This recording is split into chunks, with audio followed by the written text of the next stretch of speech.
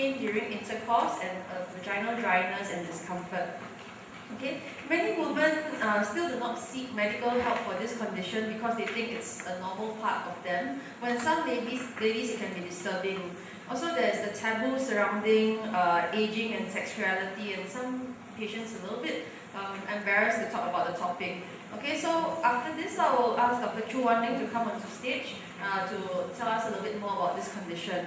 A little bit more about Dr. Choo. Dr. Choo Wan Ling is a consultant obstetrician and gynecologist. Besides pregnancy care, labor, and delivery, Dr. Choo is also well versed in the management of gynecological conditions, both medical and surgical. We look at topics like genital infections, endometriosis, fibroids, and ovarian cysts, and we do the standard pap smears and colposcopy. She also has a special interest in menopause care and female sexual dysfunction.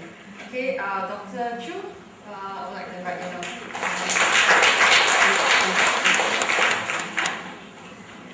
Hi, afternoon. I hope you're still fresh and awake after the tea break. Well, certainly I can say I hope this topic will be interesting for you. It is definitely something that I dare say all women will definitely go through. Okay? That's menopause. So at the end of our reproductive life,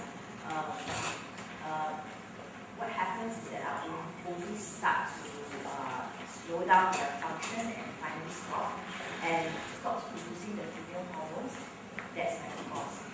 It's typically like most about a year after you stop having your menses. So that's the exact definition. Okay. Typically for most women, probably around 50, 52. That's the average age of menopause. It can be a natural thing, or sometimes it's actually induced. Okay, for most people, of course, it is natural, and so it happens at the age which I mentioned to you. And induced usually is a result of surgical procedures that sometimes we may have to go through. But however, although we say menopause is when you stop your periods for a duration of 1 year, a lot of times the symptoms and all can start prior to that. If menopause starts before 40 or 45, it's actually considered as premature menopause. And in that situation, it's actually not something as natural as we expect it to be. It's a bit too early, and you may suffer some of the ill effects of menopause a bit too soon. So in that situation, treatment might be needed until the natural age of menopause, which is about 50. Okay. So, as I've mentioned, induced menopause is usually after surgical treatment. Typically, very commonly, fibroids, that's an issue, and ovarian cysts. You may require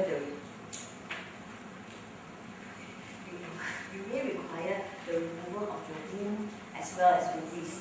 Then, in that situation, because the ovaries have been taken out, you would be menopausal then. This is opposed to what some people think. They think that when they have surgery to remove their womb, sometimes when they are 40 or less than 45, they have surgery for fibroids. Although you don't have your periods because your womb is removed, it doesn't mean you're menopausal yet. Only if you take out the ovaries. Okay? So it's just that you won't see periods because the womb has been removed, but your ovaries are still producing the necessary hormones for your well-being. So in that situation, you're not considered menopausal. Okay? So about maybe sometimes 5 to 10 years before your actual menopause itself, you may start to go through symptoms that indicate that your hormones are actually on the downward trend. Okay, that period is called the climacteric period, and it's the perimenopause phase. Okay, and sometimes that can drag on for years. So once you hit menopause, or you know that after a year there's no more periods, then that's considered as menopause. And there's another phase called the postmenopausal period. That is like years after you actually menopause, the effects of not having the hormones will start to appear more significantly. I will go through what some of the symptoms are. So maybe in the initial phase would be things like hot flushes. Hot flushes are in a very cold room like this, and suddenly you feel this sweats coming on, you feel very warm, and it may last for a couple of minutes and then it goes off again. That's hot flushes. So sometimes at night when you're sleeping, you may actually get those symptoms. It can be very mild. In most situations, it's actually very mild. And it may go off in about 6 months or maybe a couple of years. Most people might be able to tolerate it, but there are some women who actually find it very, very disturbing, and it actually affects the quality of life, especially if they're still very active at work, they're doing presentations. The typical complaint I hear is that they are in the middle of a meeting, and after that they start sweating, and then the face looks very flushed, and it becomes very embarrassing because to the other person it looks like they have no confidence or something, you feel very flustered or alive or whatever, so it doesn't sit very well. Okay, so that can happen. They may feel that their brain gets a bit more fuzzy. That happens as we get older, of course. But when you hit menopause phase, it might become a bit more significant. Memory can be an issue. Okay? Once you hit menopause too, because the female hormones actually help to maintain the good cholesterol. So when you hit menopause, the good cholesterol may start to drop. So the risk of developing like cardiac changes, heart disease would slowly go up as well. Okay? Of course, in areas of the reproductive organs like the womb and vagina, you would feel it more significantly because of the lack of hormones. The tissues will start to thin out, will start to become drier. It can become uncomfortable, which I will mention later. For the bones, again, it's a longer term problem that you see. It gradually weakens because the calcium can't move into the bones as readily as it used to. In fact, from our 30s, our bone quality might start to deteriorate already. But when we hit menopause, it will deteriorate a lot faster. That's why when you are much older, let's say you reach the age of 60, 70, if you don't maintain the quality of your bone, you'll find that simple falls, can actually end up in fractures. And the problem with fractures at that age is that because the bone is weaker, your recovery is a lot slower, and you might end up being bedbound because of the fracture, which again affects the quality of life. Okay? So, but for the breast, there is some benefit. For those cases where it's hormonally related cancers, then the risk may drop. Okay? But it doesn't mean you don't go for screening. Okay, so the topic of today mainly is vaginal atrophy, which is actually dryness of the genital area below. So this results because of the drop in the hormones. Initially, some women may not feel it. The initial complaints might be just a little bit of dryness, but nothing too serious. But as the years go by, it gets worse and worse, and you may start to feel other issues as well. So it possibly affects 75% of women. Okay, but a survey that was conducted in North America actually found that only 25% of women may actually inform the doctors, because like what Dr. Chua just said, sometimes it's something that we expect, we're older, so it's a natural thing. I accept it as it is. And also, some might feel a bit embarrassed to talk about it as well. In Asia, I can imagine that the numbers would, even though if we give you a figure, it will probably be underestimated, because most people would not want to mention about this issue. So it can actually be considered quite an epidemic, since it actually affects most of us. So what happens during menopause is that because of the drop in estrogen, there is a reduction in the water as well as the collagen in the tissue lining. Okay? So as a result of that, the skin below starts to thin out, it becomes flatter, there is less of the glucose stores in the tissue there, And as a result of that change in the environment, you find that the risk of getting vaginal infection gets higher. And because the skin is very thin, it's more prone to injury because it's very dry. Just like the dry skin, you find that it can crack more easily, right? So this can lead on to the problems with vaginal infection as well as the smell and itching. But besides menopause, some other women may also experience symptoms of dry vagina or atrophic vaginitis with infection. For example, after delivery, and especially if they breastfeed for long, because the female hormone is also suppressed at that point in time, if they breastfeed for 1 year or two, they may actually find that they start to get problems with vaginal infections more regularly. Okay? And as I mentioned before, those who have had surgery, and even if not surgery, even for things like breast cancer, okay, sometimes because of the treatment with the hormonal drugs or the anti-hormonal drugs, it can actually give rise to a drier vagina because it's suppressing the actions of the female hormone. Okay.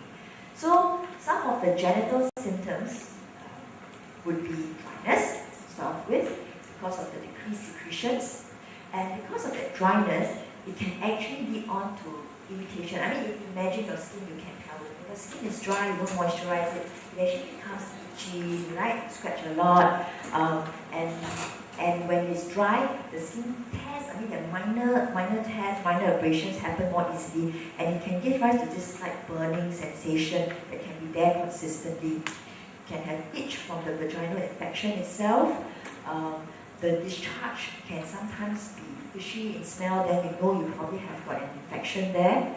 And as time goes by, because it worsens, you'll find that the vagina will start to get shorter and the tissues will actually become less stretchable, which can make sexual intercourse more uncomfortable as well.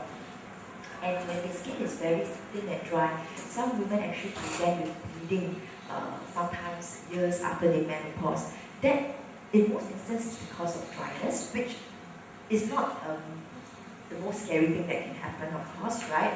But it's scary enough when you start bleeding because the fear is, oh my God, there's something growing there, right? So these are the issues. And not just the vagina, because the bladder is right in front of the vagina, it also tends to get affected by the lack of the hormone. And women in the menopausal stage will find that they tend to go to the toilet very frequently, especially at night.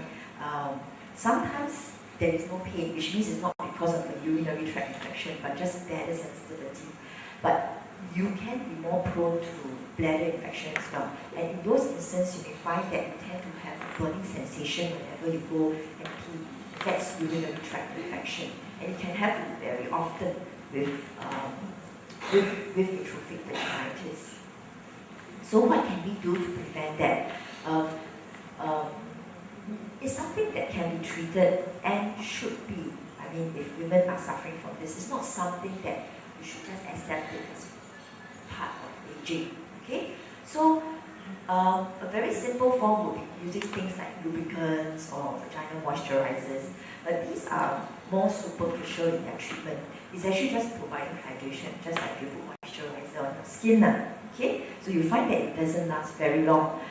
Maybe some is only as and when you need it, but there are some formulations that can last for a little bit longer, maybe two days or 3 days. So every 2-3 days you actually have to squirt. It comes like a little squirt, you just squirt to the vagina, so it helps to maintain that moisture there. It's definitely not as effective as hormonal treatment, which is the traditional, or used to be the traditional way in which we would treat vaginal atrophy. Okay? Of course, I'm sure a lot of you may have heard of hormone replacement therapy, and it has a bad name to it, I'm sure. Okay? And the reason is because of a significant major trial that was done called the Women's Health Initiative. Okay? So what happened during that trial was that they actually found that there was an increase in cases of, by the way, for women who were involved in the trial, the treatment was mainly with oral synthetic hormones. Okay, so there was increased risk in breast cancer, heart disease, stroke, thrombosis. Thrombosis is blood clots forming in the leg veins, okay? But it can also form in the brain and the lungs as well. There were some benefits though, but the benefits were not significant enough for them to say that they want to continue the study. So the benefits were a reduction in osteoporotic fractures and also colon cancer and Alzheimer's disease. Okay, so that's what we tend to think. Oh no, that's increased risk. It's very scary. But if you were to actually look at the absolute figures itself, what this means is that in 10,000 women who had taken hormones versus 10,000 women who had not taken any hormones, there were 8 more cases of breast cancer, which is not like you are definitely going to get breast cancer if you take hormones, okay? But it is definitely a slightly increased chance. For heart disease, there were also more cases of women who got heart attacks whilst on the pill. In that condition, okay, if you recall what I said earlier, I mentioned to you that when women menopause, their bad cholesterol actually starts to go up, so their risk of getting heart disease actually goes up, right? So this is a little bit opposite of what I was saying. The reason was because in that study, what happened, that a lot of older women who were many years after menopause were actually included in that trial. So by the time if you take, there would have been changes that could happen to your heart vessels already. So in that sense, it may not have been a true indication of if you had started hormones much earlier, that would have given me some protection. Okay, so this is the figure. So because of that, I think a lot of women tend to be a bit more wary about taking hormones unless they feel so terrible, as in the quality of life is significantly affected. You know, they feel the hot flushes, they can't manage, or the mood swings are very bad. So it's something that has to be weighed carefully, the risk and as well as the benefits. And every woman is different, everybody's needs is different. So it's something that has to be assessed with the doctor. But for vaginal atrophy, we usually don't treat with oral hormone replacement because the effect in the genital area is not as good. So usually local therapy is what we would use. And with local therapy, of course, the systemic effects, like those that I've mentioned, should not be as significant. You cannot say no effects at all, right? So the local therapy would include things like using hormonal cream, which you have to, it comes with a little applicator that you have to squirt into the vagina maybe twice a week or 3 times a week, or it can come like a little ring where you leave it in the vagina for about 3 months. It lasts for about 3 months. Okay?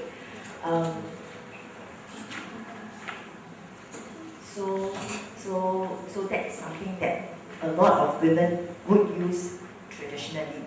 Now the problem is that, what about the women who have their womb or have had cancers that require treatment to suppress their hormones, like breast cancer and those who had womb cancer? Now these tend to be hormone sensitive. So the fear is, now after the surgery, of course, you're going to get the dryness and it can be very uncomfortable. You will still be young, you want to enjoy yourself. Okay. And so, what about using vaginal estrogen? Won't it increase your risk of getting womb cancer? So there is that possibility there, and for this group of women, it can be a little bit of a risk using even local hormonal therapy. So most of them would resort to the vaginal moisturizers or like KY jelly, which, like I told you, the effect is not long-lasting. Now, this is a treatment using laser that has been approved since 2011. So it's fairly new in comparison to all the other previous forms of treatment. Okay, and the beauty of it is that it's not something that it's not messy. You don't have to insert the cream. twice a week, and you don't have to think about the possible risk of developing cancer as a result of you using the cream. It is a procedure that takes only about 10 minutes, okay, and it is truly painless, okay.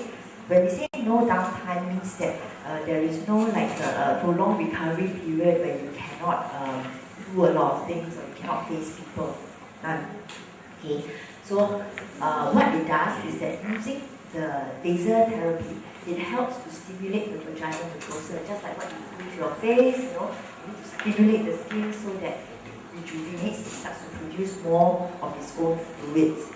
Okay, so the treatment requires you to, the initial treatment on average, most people require about 3 monthly sessions, okay, each taking only about 10-15 minutes, okay, and at the end of it, the results should last you for a period of time. We say maybe, because everybody's a bit different, but maybe you need to go for yearly, just repeat sessions to rejuvenate the skin again.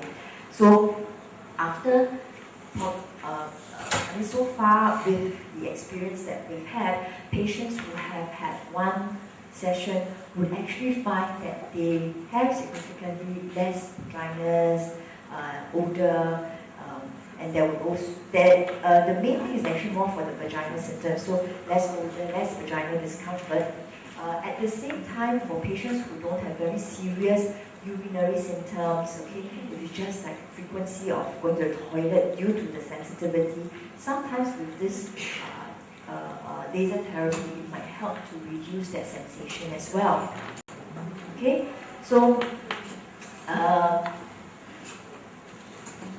think most of you will understand what this picture is trying to say. We don't have to accept the dryness and the discomfort, then we can opt for some freshness. Thank you.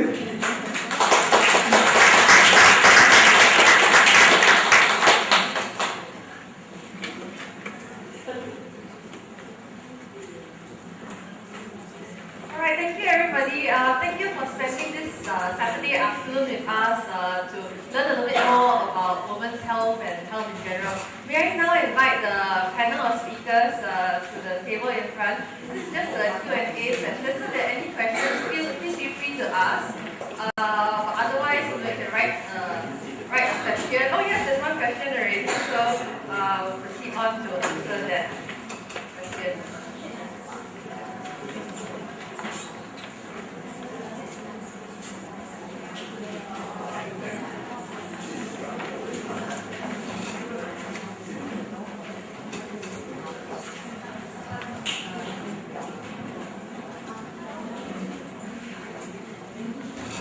Any one of you who are burning questions, you can either raise your hand, ask a question, or you can write down on a piece of paper, or if you're very, very shy, catch off the panel of experts after we close the session outside. So can I have the first question? I received a question written down here. So why elderly people above 70 have a stinky smell after passing urine? And is it because of some kind of cancer? So I wish to address this thing about smell in the urine. Urine is basically waste material, and sometimes the smell is a reflection of like what we eat. For example, you take too much asparagus, you have smelly urine, you have high uric acid in your body's trying to pass out the uric acid, it goes through the urine, it can make it smell. Alright, or even if you take multivitamins, a lot of pregnant women say that, hey, when I take multivitamin, my urine is bright yellow, it looks funny. That's the vitamin B. So smelly urine and cervical cancer or even bladder cancer, all these, not directly related.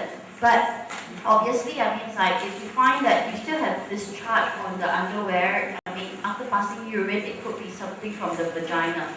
More often than not, it may not be a cancer. More often than not, it's not a cancer, but more like dryness, like what Dr. Choo covered earlier on. Atrophic vaginitis is a condition whereby when it's too dry the vagina, it will try to produce those yellowish discharge that smells a bit weird, but it's actually your own body producing those lubrication. So smelly urine doesn't equal to cervical cancer. Alright, but if you get any blood-stained urine or you get any blood-stained discharge, then yes, you need to see somebody, because blood-stained urine may be a sign of bladder cancer, which is more common in women. whatever it's. Any more comments from the panel? But sometimes the smelly urine is not felt by the patient concerned, especially the immediate close relatives and others. The sufferer usually is not aware that there's small amounts of leakage of urine, failure to change underwear, failure of hygiene. So we do get this form of smelly urine syndrome. Next question. Yes. I've just read the October 12 issue. Issue of Time magazine regarding the DCIS, breast cancer. Are you amenable to active surveillance if, for example, if somebody come up and suggests for DCIS? Instead of taking chemo, surgery like lumpectomy, then probably radiation. I don't know what's the recommendation. Thank you. Okay. So for the benefit of audience, DCIS refers to ductal in situ. In other words, it refers to precancerous tissue in the breast. Precancerous tissue in the breast is to date by the standard staging system is stage 0 breast cancer. So which means if you treat it, there is 100% recovery. And the mainstay of treatment is surgery. Right? So for the lady who asked the question, I think the mainstay is still, if you accept the risk that there's a 50% chance of, if you leave that alone, 50% chance that that's going to progress to stage 1, 2, 3, or 4 cancer, then you cannot do anything about it. But I think most of us here in Singapore will still recommend treatment because it is considered treatable. If you don't treat the stage 0 breast cancer, then you're letting it be and you're letting nature take its course to have the woman have a 50% chance of having stage 1 to 4 breast cancer. So if you can accept that, then. So my answer is probably not. You probably would not leave it alone in Singapore.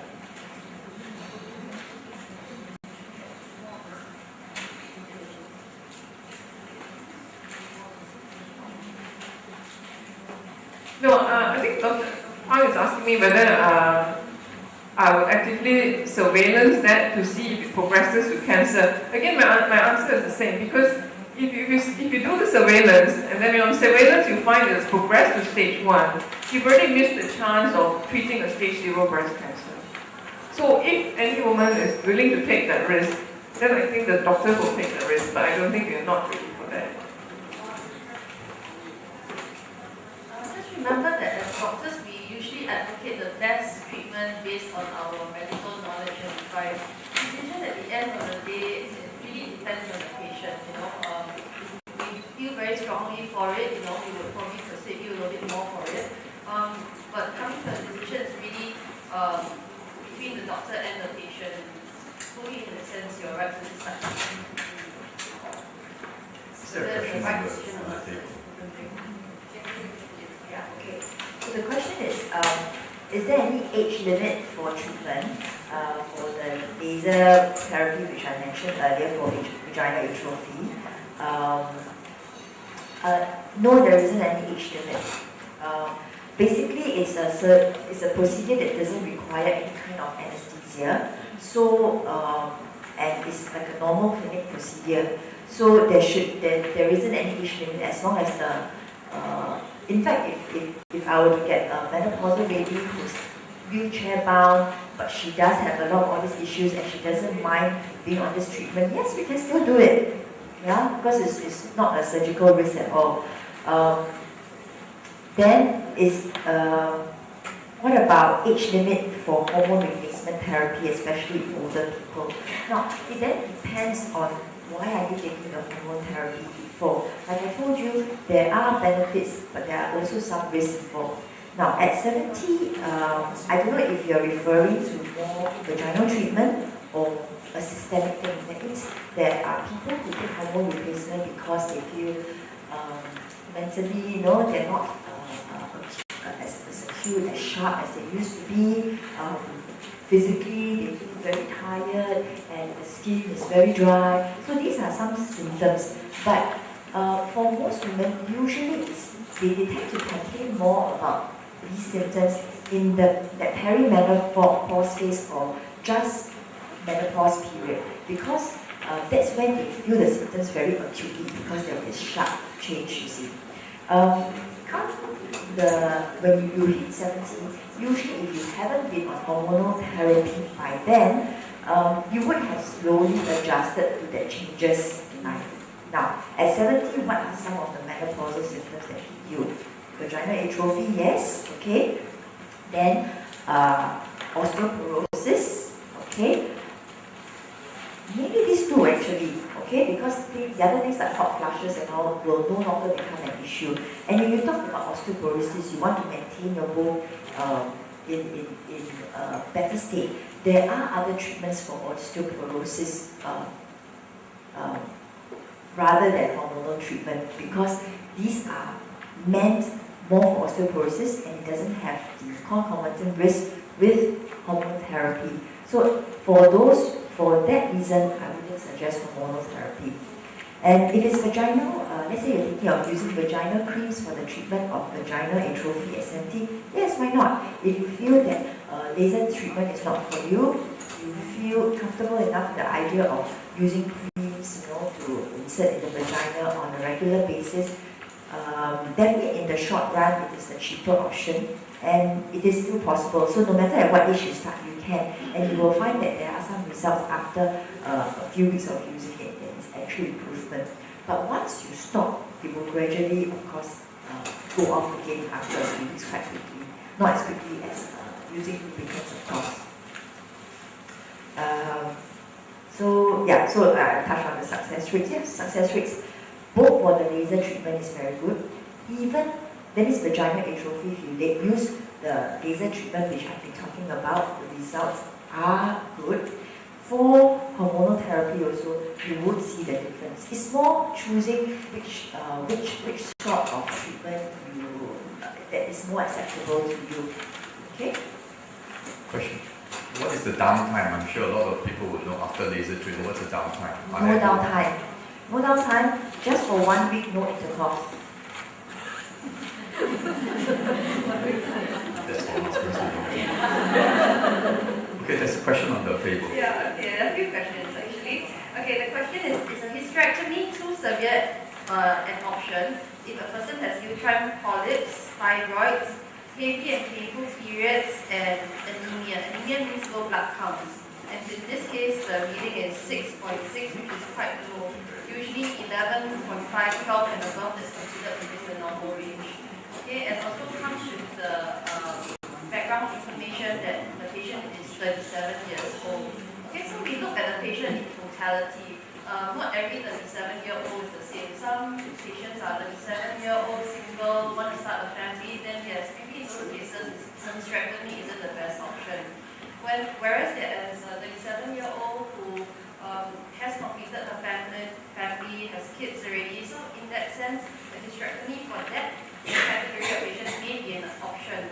Okay, and the reason why we have so many options is because there are different forms of treatment for the condition. Okay, I would suggest at the age of 37 years old, you might want to try other therapies before proceeding on to the hysterectomy, which is the final stage in terms of treatment of the condition. So things like medication, of course of the pills to see whether it helps with the symptoms, and along the way to build up the blood counts. And it kind of all its bill. Okay, then you might want to consider the surgical option. And even in the surgical option, there are different forms of surgery to remove the fibroid only, or a cyst, that sort of thing. And usually when I see a patient like this, I will also then, let's say it goes to the route that you need surgery. Okay, these are the type of surgery that is suitable for you. Okay, I will tell them the pros and cons. Okay, and then we will reach understanding whether we want to proceed on with something that can be considered a little bit drastic, but in a patient who has already completed family, it may be a viable option to cure the disease once and for all. Okay, so it's really, in that sense, is it too severe option? I would say it depends on the severity of the disease. It depends on whether other alternatives have been tried before proceeding on to this step, and whether, based on the family circumstances, whether this is a viable option. Okay. The other thing is a question on, is there any impact of taking Clara? Clara, by the way, is a birth control pill that is used specifically to treat heavy menstrual bleeding, and is a form of birth control as well. Is there any impact of taking Clara on CA125? CA125 is a tumor marker that tells us whether there's higher risk of things like ovarian cancer, cancer of the womb, even in the risk of advanced cases. Okay, it doesn't really affect the CA125 level very much. Okay, so that was the question. Is there any impact of Clara on CA125? The answer is no. So for this particular patient, in this case, the fibroids and polyps itself could have caused the CA125 to be raised rather than the Clara, which in the same context is probably being used for treatment of the bleeding. Okay, and the last question, a hysterectomy, should the ovary be removed? A hysterectomy means removal of the womb. To remove the ovary is called oophorectomy. Okay, so that's a technical bit. So in that sense, it depends on whether the ovary is affected or not. Bearing in mind, the context of this patient is a 37-year-old lady. If you remove the ovaries too early, it will induce a menopause state, which long-term wise may not be very good for her bone health. Easier risk of osteoporosis, the start of hormone replacement therapy for a prolonged period of time. So really it depends on whether the ovary is affected then and there. But all factors being equal, assuming it's a benign condition, that is not a cancer case solely in the womb, then I think most of us probably wouldn't remove ovaries at 37 years old unless there's a very strong and compelling reason to. Just add to this bit about removal of ovaries and hope to share with some of you who will be wondering why some ovaries are removed, some ovaries are not removed. Now, when I was a young doctor, my teachers would tell me, 45 years and above, remove ovaries and all. That was the standard teaching when I was a young doctor. That's because those days, 40 years ago, we look at women as, by 45, you should have shut down your factory, you shouldn't be producing anymore. And your ovaries are really of no use to you. But 45 years later, many of you are looking very young compared to your auntie's age. You have dyed hair, your makeup, and you're participating in a lot of activities and exercise. And people do live longer. And so the young doctors in the panel would be taught to look at you from a different angle, a much younger angle, and that is, if I can preserve your ovaries, and if you are not dealing with cancer, your ovaries will still give you female hormones for the next 5 years or 10 years, and you don't have to end up in a dilemma of taking ovarian tablets and then having your ovaries removed and worry about breast cancer. So there's a change in outlook, and they are right. Probably ovaries, it is good for you, keep it for a little longer for whatever is good for you.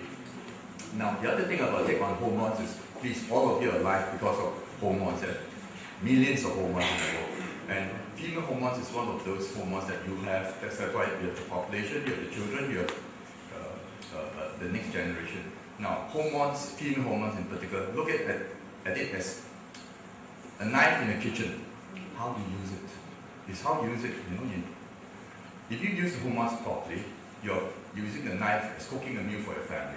If you use it wrongly, it's like killing people. So use it judiciously, ask the experts. Thank you. One question. Any more questions? Yes, regarding the removal of ovaries, for women over 60 to avoid ovarian cancer, should they remove the ovaries? Let them listen.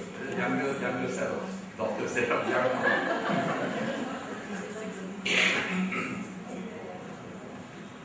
So if you're having a hysterectomy for some other reason, for example, you have a huge fibroid at 60, you need to go for a removal of the womb, you will take out the ovaries at the same time. Because by then you have been menopausal and the ovaries are really not working anymore, so we'll take out at the same time. But would we go in for the ovaries only if you were otherwise well and just to reduce your risk of ovarian cancer? I mean, even though surgical techniques have improved and you recover really fast, but we don't actually go in just to do that unless you're Angelina Jolie with BRCA 1 or 2, alright? So we don't use it as a form of risk reduction.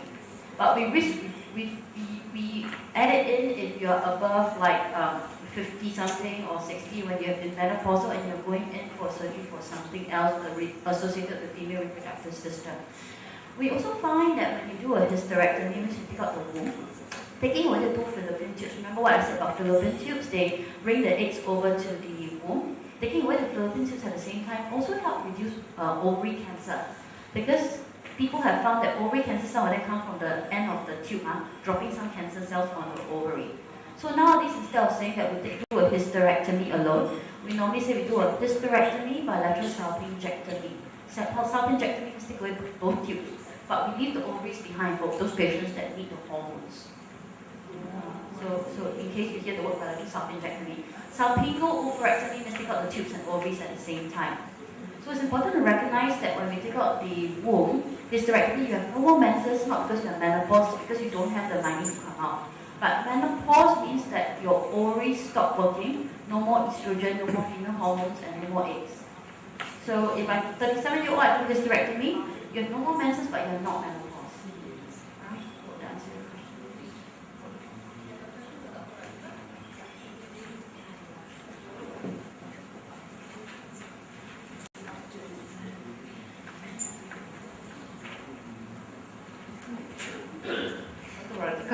Just now you mentioned to do a blood test for genetic causes.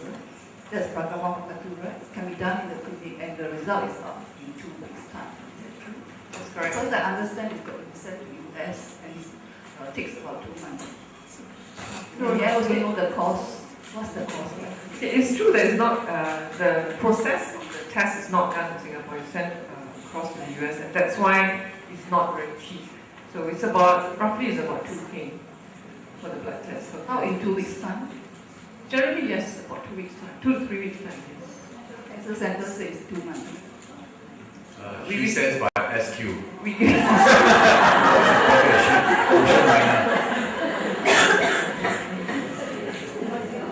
yes, 2 to 3 weeks.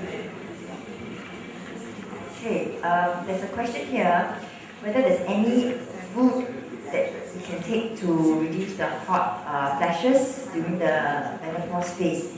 Okay, I'll touch on the medication and other things first later, but in terms of food, because hot flashes is a sensation that you feel very warm and uncomfortable, usually the advice, if it's not for medication, is just to wear cool cotton clothing so that you don't end up you wear silk and those materials that's hard to absorb sweat and you feel hotter, right?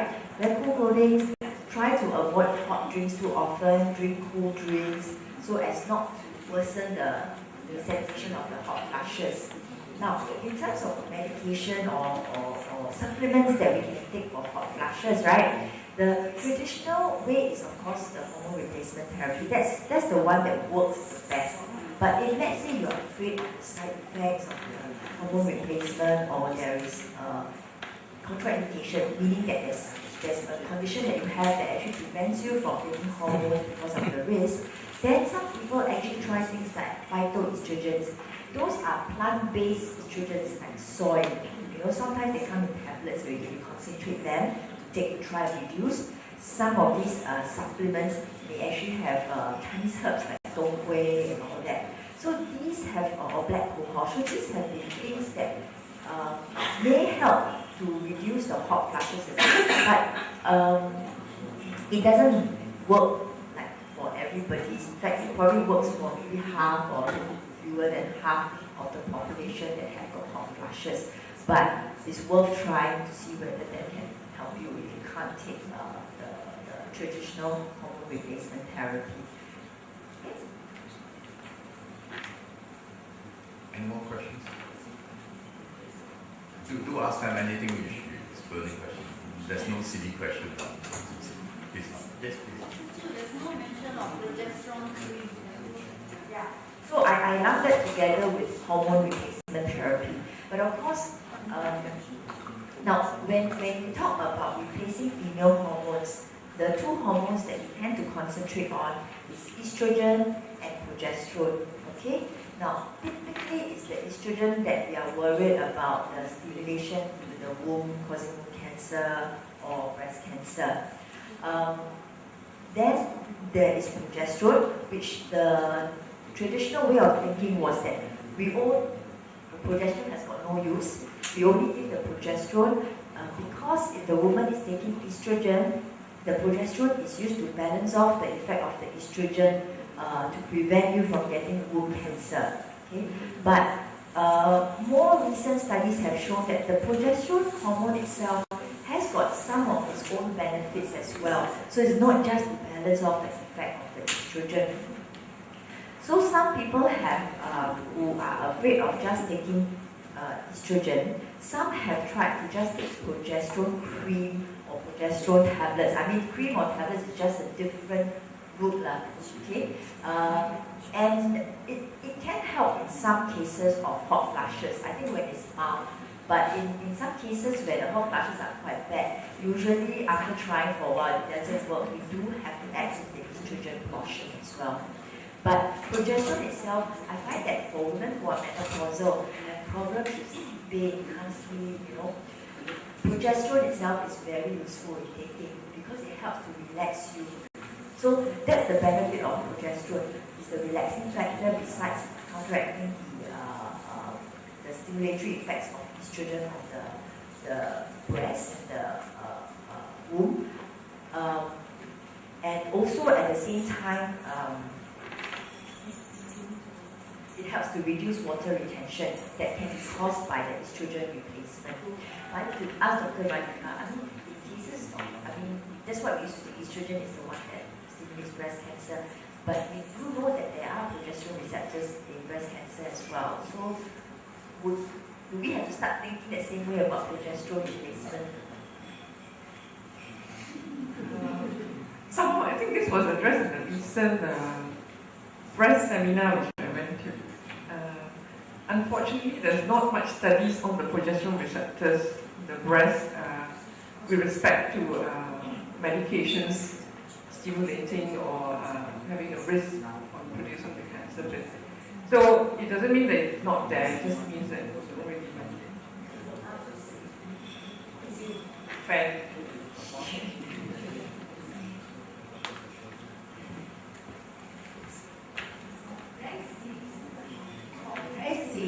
Does it you leave it alone, you will change color or change inside, then medical intervention was set in. Is that the case? Breast is whether it will change in size, whether it's change in color. And what's the last bit? Sorry? Then change in color or inside, then medical intervention was set in. Okay. She's asking whether if the cyst changes in size or in color, is that when we do something? For breast cyst, in fact, if it's what we call a simple cyst, which means it's just a little balloon with just purely water inside and nothing else, we normally leave that alone. Okay, normally we leave that alone. There are occasions when doctors will advise to put a needle in to decompress it, that means to relieve the fluid, if they think it's probably a safer thing to do. And normally when they do that, when they decompress the balloon, the next time it recurs, it will recur because the balloon is still inside. You just remove the fluid so it becomes flat. So when it becomes flat, after a few months, it should grow back again. But the thing is, it shouldn't grow back bigger than what it was. If it grows much bigger than what it was, then we are worried that the lining of the balloon is probably may not be normal, that it's producing so much fluid. That's when there's an intervention. The other thing, when we put the needle in, that's the only time we know the color. Otherwise, we don't know what color it is, we don't put the needle in. So we put the needle in and we retrieve what we call like something like a urine. Normally it's urine and all is urine kind of stain is okay. So if it's slightly blood stain, it's probably not. Even when it's quite scary looking, it's a bit greenish stain, it's also usually quite okay. But most of us will send that fluid off to the lab to test whether this, to confirm the abnormality, to confirm the cell types.